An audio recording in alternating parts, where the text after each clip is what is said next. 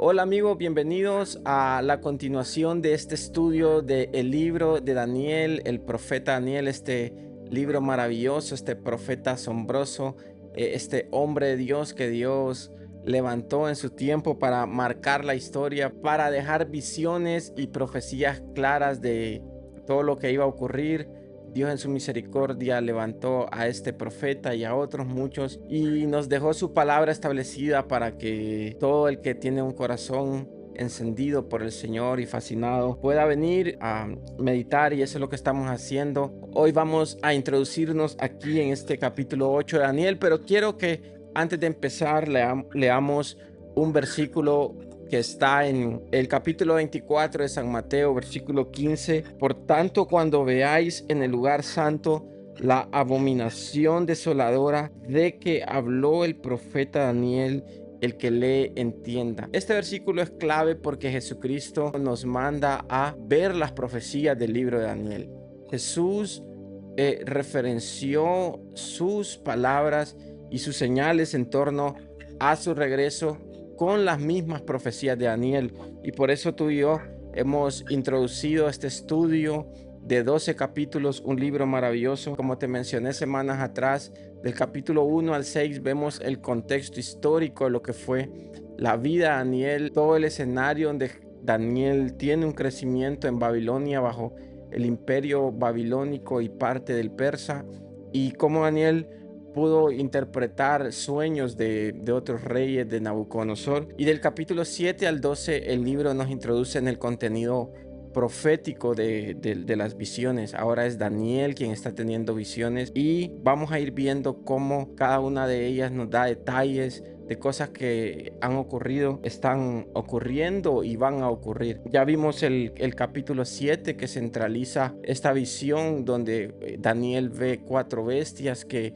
simbolizaban a estos 4 imperios que han existido en la era humana, y eso ya lo vimos en el capítulo anterior. Voy a dejarte ahí la tarjeta para que puedas ver el video y puedas introducirte. Ahora vamos a ir al capítulo 8 de lleno. En el año tercero del reinado del rey Belsasar me apareció una visión a mí, Daniel, después de aquella que me había aparecido antes. Vi en visión, y cuando la vi yo estaba en Susa, que es la capital del reino en la provincia de Elam. Vi pues en visión estando junto al río Ulai. Alcé los ojos y miré, y he aquí un carnero que estaba delante del río, y tenía 2 cuernos, y aunque los cuernos eran altos, uno era más alto que el otro, y el más alto creció después. Vi que el carnero hería con los cuernos al poniente, al norte y al sur, y que ninguna bestia podía parar delante de él, ni había quien escapase de su poder, y hacía conforme a su voluntad y se engrandecía. Mientras yo consideraba esto, he aquí un macho cabrío venía del lado del poniente, sobre la faz de toda la tierra, sin tocar tierra. Y aquel macho cabrío tenía un cuerno notable entre sus ojos, y vino hasta el carnero de 2 cuernos que yo había visto en la ribera del río, y corrió contra él con la furia de su fuerza. Y lo vi que llegó junto al carnero, y se levantó contra él, y lo hirió, y le quebró sus 2 cuernos. Y el carnero no tenía fuerzas para pararse delante de él. Lo derribó por tanto en tierra, y lo pisoteó, y no hubo quien librase al carnero de su poder. Y el macho cabrío se engrandeció sobremanera, pero estando en su mayor fuerza, aquel gran cuerno fue quebrado, y en su lugar salieron otros 4 cuernos notables hacia los 4 vientos del cielo. Versículo 9.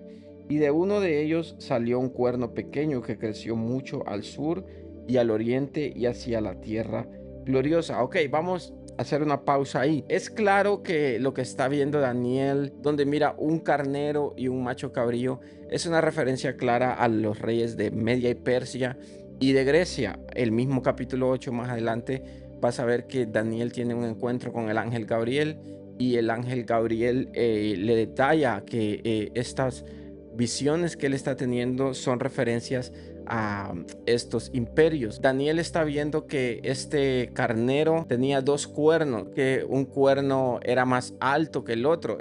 Este carnero es la misma referencia del capítulo 7 al oso que ve.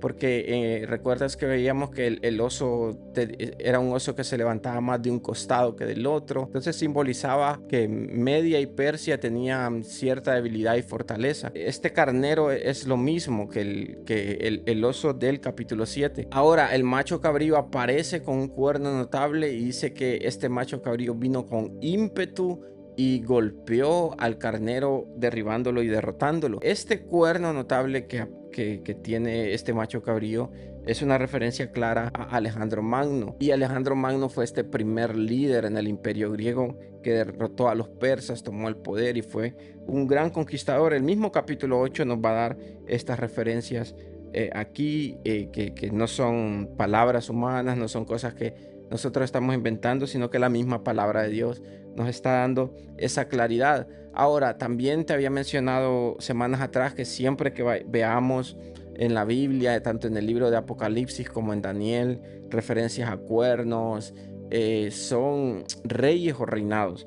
Y en el versículo 9 aparece este cuerno pequeño, que es una referencia al anticristo. Es la referencia clara cómo el anticristo, el fin de la era, este último emperador perverso, se va a manifestar. Este versículo 10 del capítulo 8 se entrelaza con Apocalipsis 12, donde vemos que este cuerno pequeño es el mismo anticristo del fin de la era de Apocalipsis, y eso poco a poco lo iremos aprendiendo con detalles. Entonces dice el versículo 9: y de uno de ellos salió un cuerno pequeño que creció mucho al sur y al oriente y hacia la tierra gloriosa, eso es Jerusalén, y se engrandeció hasta el ejército del cielo, y parte del ejército y de las estrellas echó por tierra. Entonces, como te digo, más adelante en el libro Apocalipsis vamos a ver todos estos detalles de cómo Satanás era ese dragón, esa bestia, esa serpiente antigua, ese ángel caído, y cómo él tuvo una conspiración celestial para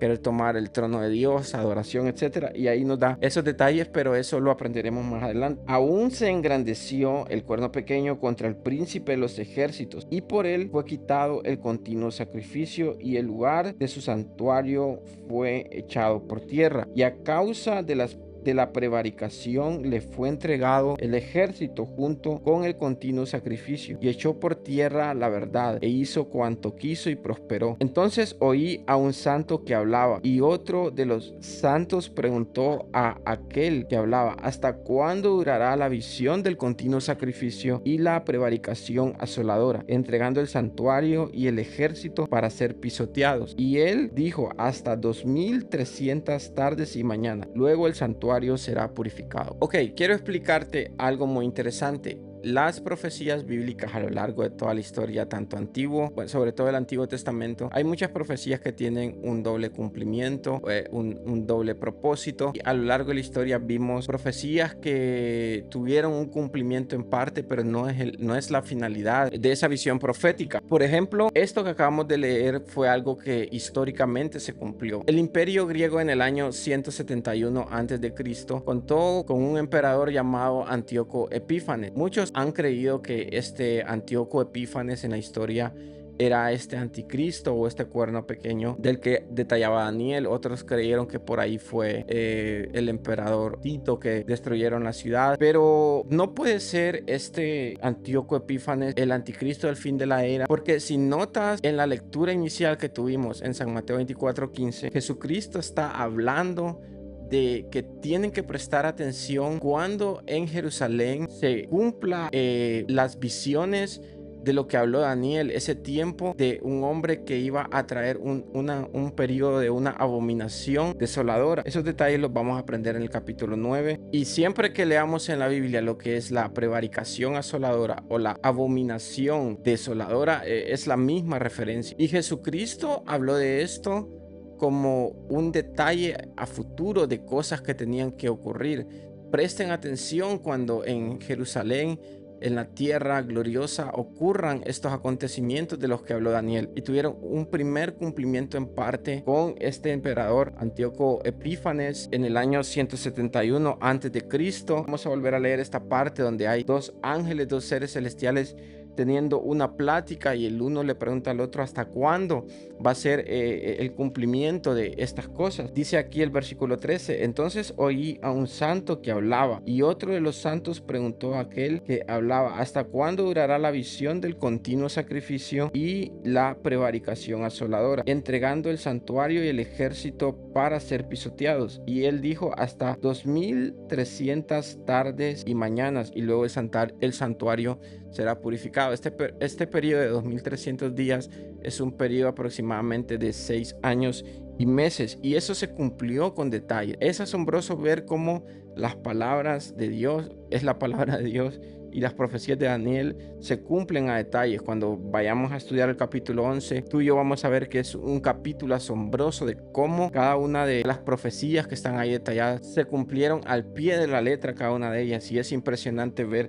cómo Dios tiene el control de la historia en sus manos. Entonces este periodo de 6 años y meses fue cuando este emperador Antíoco Epífanes profanó el templo y derrotó al sacerdote Onías III el 12 de septiembre del año 171 a.C.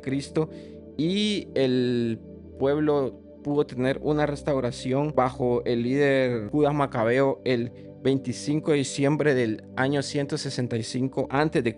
Entonces fueron 6 años y 110 días donde esto se cumplió a detalle. Dios pudo mostrar a Daniel lo que iba a ocurrir con este emperador griego, que iba a ser uno de los sucesores de Alejandro Magno, y en los versículos anteriores nos detalla que este cuerno notable iba a ser arrancado y en su lugar iban a aparecer otros 4 que también lo vimos en la sesión anterior con el leopardo que tenía 4 alas, que referenciaba a los 4 sucesores, jefes de ejércitos que tuvo Alejandro Magno: Ptolomeo, Casandro, Seleuco y Lisímaco. Y te lo decía que va a ser muy importante porque más adelante en el capítulo 11 vamos a ver que sobre todo Ptolomeo y Seleuco, que toman el poder en el norte y en el sur, van a jugar un papel muy importante en lo que iba a ocurrir más adelante en la historia. Ok, por hoy nos vamos a quedar aquí en el versículo 14. Vamos a ver este capítulo también en 2 sesiones. El otro sábado, del versículo 15 al 27, vamos a ver claramente la interpretación de todo esto.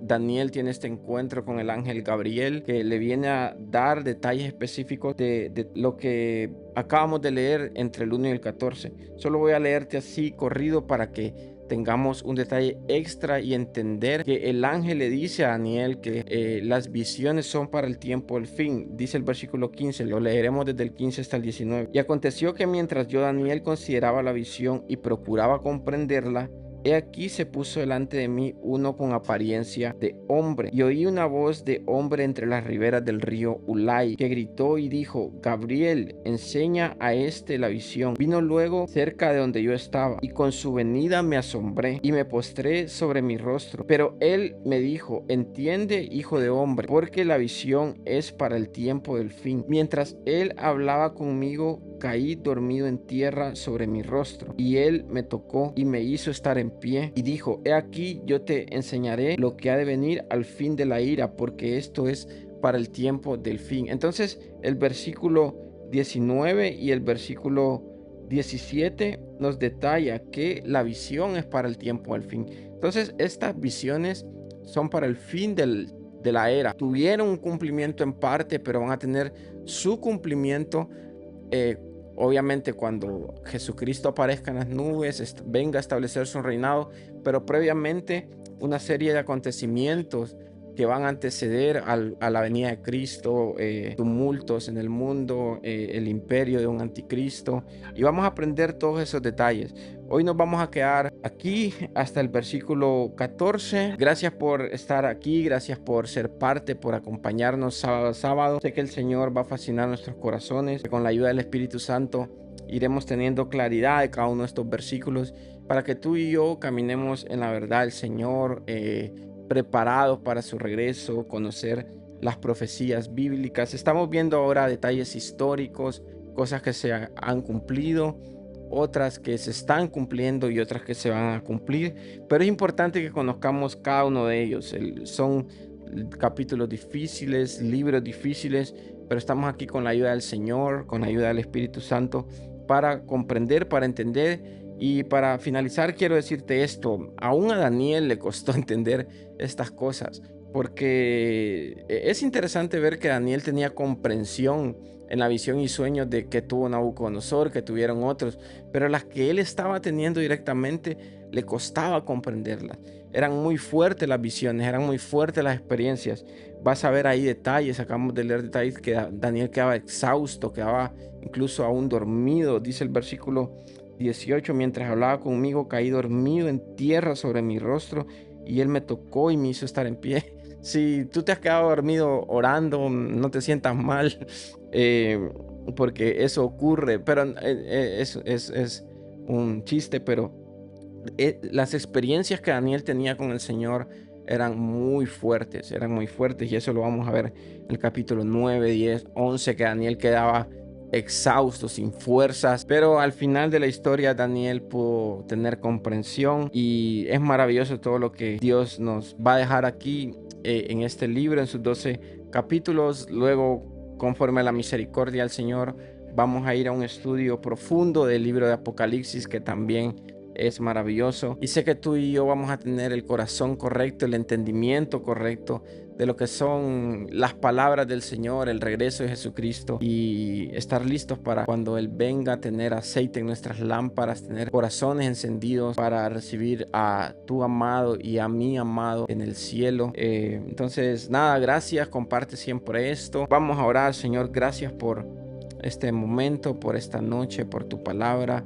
Gracias por lo que nos impartes aquí en el libro de Daniel. Esta es una invitación a sentarnos en la mesa contigo, Señor, con tu palabra, comer de ti, beber de ti. Y oro para que nos des fuego en el corazón, pasión por tu regreso, corazones encendidos, Señor, lámparas encendidas hasta el día en que tú vengas. Gracias, Jesús, en tu poderoso nombre. Amén. Nos vemos el otro sábado a las 9 de la noche. Bendiciones.